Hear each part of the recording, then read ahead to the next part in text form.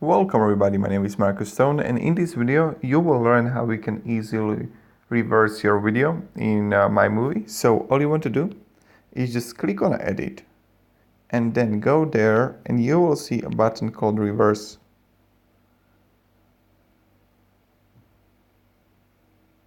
Cancel. Reverse. So right now it's going to reverse the whole 16 seconds.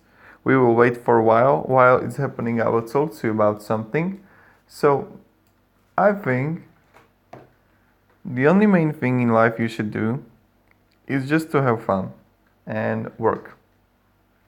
Like if you're gonna work and have fun in life, I mean, you'll be fine.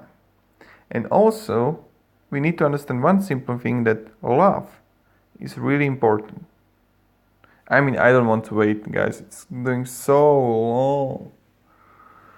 But you get an idea how to reverse the video. I'm not going to wait 90%, so I'm going to press cancel, and that's kind of it. So this is how we can reverse video, and it's going to get reversed.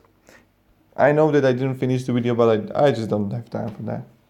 Thank you very much everybody for watching, and goodbye. You know how to reverse now.